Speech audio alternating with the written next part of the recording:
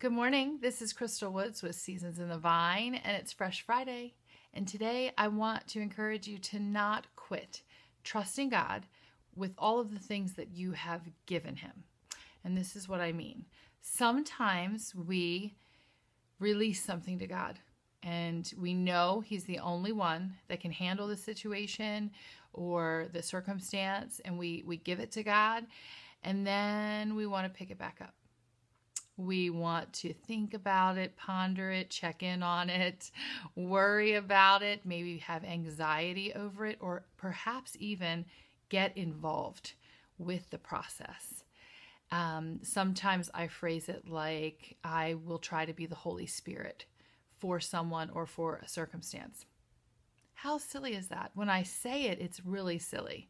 And yet I do it all the time. I'll just want to kind of meddle and get involved in something that just isn't for me to worry about because it's God's job. It's God's territory. But it's so easy for all of us, I know I'm not alone in that, to give something to God that is causing us a lot of stress or worry or anxiety and leave it with Him for a time and then pick it back up. We do this because we forget the power and the might of our God. And then we are tempted when we forget that we're tempted to get involved again. We come under the understanding or the thinking that maybe we have something to offer that God hasn't thought of. Pretty sure that's not how it works. When you look at creation, the universe, every detail so perfectly aligned and ordered, it is prideful. I'm just going to say it. It is a prideful position to take when we say to God, I gave this to you, but I need it back. I need to go meddle in it. I need to go worry about it. I need to just put my nose where it doesn't belong. And it is something that we have to battle. But I want to grow in that. And I want you to grow in that. And so that we walk in more freedom. Because God says, well, Jesus, who is God, but Jesus says that His burden is light. And so if we're walking around really weighed down, like slumped over, something's wrong. We're carrying too much. We're carrying things we should not be carrying. The enemy or even our human flesh may try to convince us at times that, waiting on God isn't the best thing to do. That's a lie. Waiting on God is always the best thing to do. He's the one with all the wisdom. He's the one with the great ideas, the plans, the power, the might, the sovereignty, the foreknowledge. Like He knows everything that is going on. And so saying this to you, you're probably like, yeah, that's so obvious. And yet I'm just hoping right now that the Holy Spirit is revealing to you areas in your life that you have a tendency to pick up or you have picked up. And maybe you've are just tired of that pattern. So we want to quit taking it back, and we want to persevere in leaving it in God's capable hands. And this is where I'm kind of coming from this. We have this great promise that's found in 2 Chronicles 16:9. But if you followed me for any time at all at this point, you know that I'm not going to pull a verse out of the Bible without giving it the context. Because as much as this verse and promise applies to us, it was first meant for another people and another time and another circumstance. And so we are in the divided kingdom of Israel. Now there's Judah and Israel. And we are at King Asa's reign. And he's done a pretty good job of relying on the Lord to guide him through military battles and different circumstances with other territories and other stuff, other enemies. We have listed here Ethiopians and the Libyans. Syria is another key player here. And so he has a pretty good track record, okay, of relying on God, trusting God, giving things to God, and letting God move. However, we see here in this circumstance, this is what's going on. So he's the king of Judah, but there's a king of Israel, and they have a war, which we won't get into now, but they've had some battle and some war over a boundary line.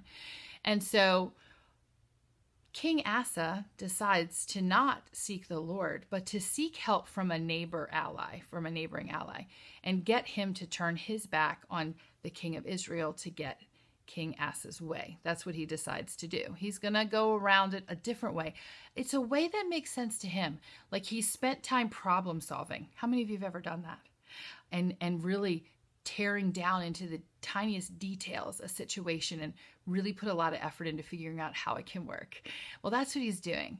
And so what we're seeing then is that he's not saying, God, I don't know what to do, but my eyes are on you, like we saw King Jehoshaphat do. And so what he does is he goes around the side and he bypasses God and asks another human for help. And his advisor comes to him and says, were not the Ethiopians and the Libyans a huge army with very many chariots and horsemen? Yet, because you relied on the Lord, he gave them into your hand. For the eyes of the Lord run to and fro throughout the whole earth to give strong support to those whose heart is blameless towards him. That's the promise. You have done foolishly in this, for from now on you will have wars. And so the promise is that we know that if we are fully committed to God and his ways and in trusting him, that he will strengthen us for the difficulties, the battles, the circumstances, the whatevers in our life. It says he searches the earth to and fro. Like, that's crazy. He's all around us, and he's looking deep within us to see the people that are fully committed to him and fully trusting him, and he's going to strengthen them. He's going to strengthen us. Now, that isn't the promise that Asa receives, though. Unfortunately, because he went around, now there's a consequence. And so instead of waiting on the Lord and being strengthened by the Lord and trusting God's plan, because he went around God and took it back and took it into his own hands, which is something we do so often, the rest of his reign will have the consequence of having war. And so there'll be no peace during his reign from this point forward.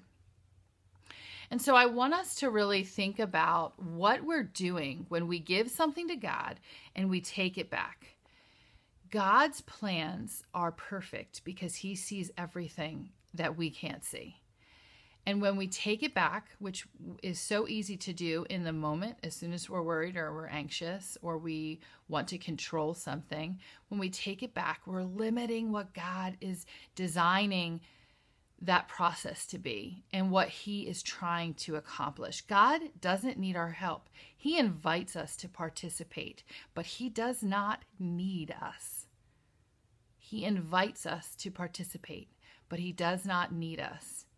And so I'm going to leave you with pondering this and some encouragement to quit taking things back to your hands that just don't belong there. It's just none of your business. You give it to God and you leave it with God. That's, I understand, a lot easier said than done. But it is possible if we remember the promise that we find in 2 Chronicles 16:9, that he searches throughout the earth to strengthen those who are fully committed to him. And so fully commit yourselves and your problems to him. And when tempted to take them back, remember this verse and ask God, like, strengthen me now because I want to meddle. I want to get involved. And I know I shouldn't. So strengthen me to stay the course. I hope this blessed you all. I found a lot of encouragement in that promise. And it has strengthened me over and over again. And I pray that it will do the same to you. We must let God be God and just participate in what he is doing here on earth so that heaven truly invades the atmosphere. It will be awesome when we do this. And it is awesome as we learn to grow in this.